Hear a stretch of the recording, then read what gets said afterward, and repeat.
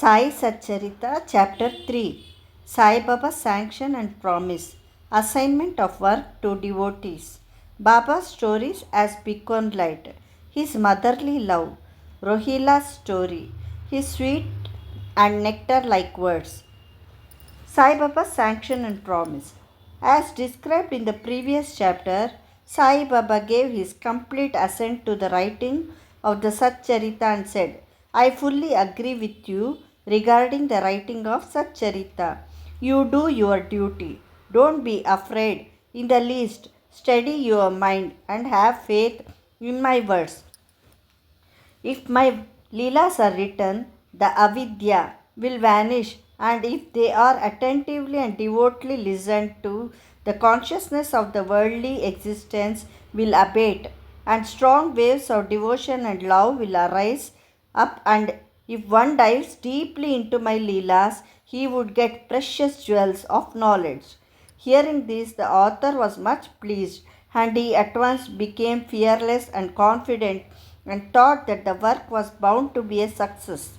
Then, turning to Shama, Madhavrao Deshpande, Sai Baba said, If a man utters my name with love, I shall fulfill all his wishes, increase his devotion. And if he sings earnestly my life and my deeds, him I shall beset in front and back and on all sides. Those devotees who are attached to me, heart and soul, will naturally feel happiness. When they hear these stories, believe me that if anybody sings my Leelas, I will give him infinite joy and everlasting contentment. It is my special characteristic to free any person who surrenders completely to me and who worships me faithfully and who remembers me and meditates on me constantly. How can they be conscious of worldly objects and sensations who utter my name, thus always remember me? I shall draw out my devotees from the jaws of death. If my stories are listened to, all the diseases will be got rid of. So hear my stories with respect and think and meditate on them. Assimilate them. This is the way of happiness and contentment. The pride and egoism of my devotees will vanish. The mind of the hearers will set at rest. And if he has wholehearted and complete faith, he will be one with supreme consciousness. The simple remembrance of my name is Sai Sai will do away with sins of speech and hearing. Different works assigned to devotees. The Lord entrusts different works to different devotees. Some are given the work of building temples and mats or guts, flight of steps on rivers. Some are made to sing the glories of God. Some are sent on pilgrimages.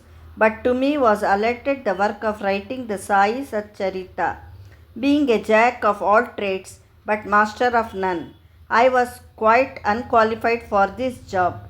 Then why should I undertake such a difficult task? Who can describe the true life of Sai Baba? Sai Baba's grace alone can enable one to accomplish this difficult work. So, when I took the pen in my hand, Sai Baba took away my egoism and wrote himself his stories. The credit of relating these stories therefore goes to him and not to me. Though Brahmin by birth, I lacked the two eyes, the sight or vision of Shruti and Smruti, and therefore was not at all capable of writing the Satcharitha. But the grace of the Lord makes a dumb man talk, enables a lame man to cross a mountain. He alone knows the ways of getting things done as he likes. Neither the flute nor the harmonium knows how the sounds are produced. This is the concern of the player. The oozing of Chandrakant jewel and the surging of the sea are not due to the jewel and the sea, but due to the rise of the moon. Baba's stories as beacon light. Lighthouses are constructed at various places in the sea to enable the boatmen to avoid rocks and dangers and make them sail safely. Sai Baba's stories serve a similar purpose in the ocean of worldly existence. They surpass nectar in sweetness and make our worldly path smooth and easy to traverse. Blessed are the stories of the saints when they enter our hearts through the years. The body consciousness or egoism and the sense of duality vanish, and when they are stored in the heart, doubts will evade, pride of the body will fall, and wisdom will be stored in abundance.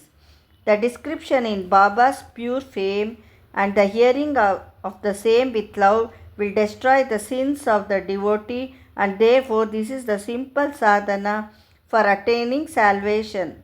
The sadhana for Kriti age was samadhama, tranquility of mind and body. For Treta age, sacrifice. For Dwapara, worship. And for Kali, present age, it is singing of the name and glory of the Lord. This last sadhana is open to all the people of the four Varnas, Brahmins, etc. The other sadhanas, namely yoga, tyaga, sacrifice, dhyan, meditation, and dhyan dharana, concentration, are very difficult to practice. But singing and hearing the stories and the glory of the Lord Sai Baba is very easy. We have only to turn our attention towards them. The listening and singing of their stories will remove the attachment to the senses and their objects, and will make the devotees dispassionate, and will ultimately lead them to self realization. With this end in view, Sai Baba made me write his stories satcharitha. The devotees may now easily read and hear the stories of Sai Baba, and while doing so, meditate on him, his form, and thus attain devotion to Guru and God, Sai Baba. Get dispassion and self realization. In the preparation and writing of this work, Satcharitha, it is Sai Baba's grace which has accomplished everything, making use of me as a mere instrument. The motherly love of Sai Baba. Everybody knows how a cow loves her infant calf. Her udder is always full, and when the calf wants milk and dashes at the udder, out comes the milk in an unceasing flow. Similarly, a human mother knows the wants of her child beforehand and feeds him at her breast in time. In case of dressing and adorning the child, the mother takes particular care to see that this is well done. The child knows or cares nothing about this, but the mother's joy knows no bounds when she sees her child well dressed and adorned. The love of mother is peculiar, extraordinary, and disinterested, and has no parallel. Sadgurus feel this motherly love towards their disciples. Sai Baba had same love towards me, and I gave an instance of it below. In 1916, I retired from government service. The pension that was settled in my case was not sufficient to maintain my family. Decently on Guru Purnima, 15th of Ashada day of that year, I went to Shirdi with other devotees. There, Mr. Anna Chinchanaikar, of his own accord, prayed to Baba for me as follows. Please look kindly at him. The pension he gets is quite insufficient. His family is growing. Give him some other appointment. Remove his anxiety and make him happy. Baba replied, his dishes will be ever full and never empty. He should turn all his attention towards me and avoid the company of atheists, irreligious, and wicked people. He should be modest and humble towards all and worship me with heart and soul. If he does this, he will get eternal happiness.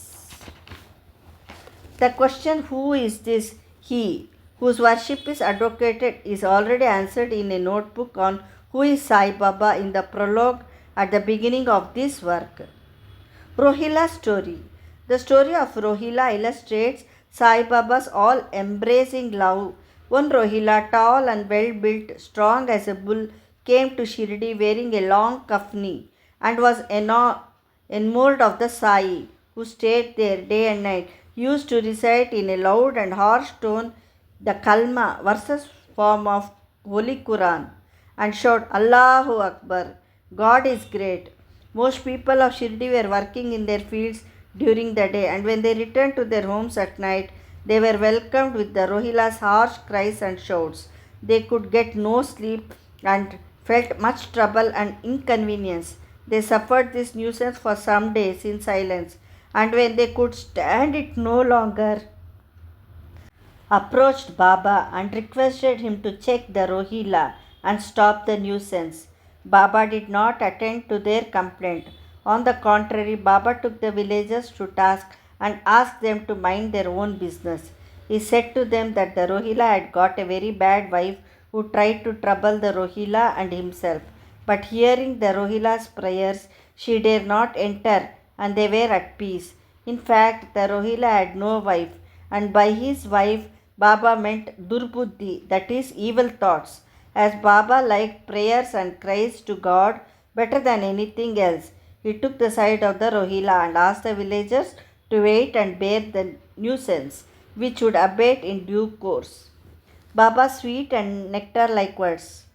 One day at noon, after the Aarti, devotees were returning to their lodgings when Baba gave the following beautiful advice: be wherever you like, do whatever you choose. Remember this well, that all what you do is known to me.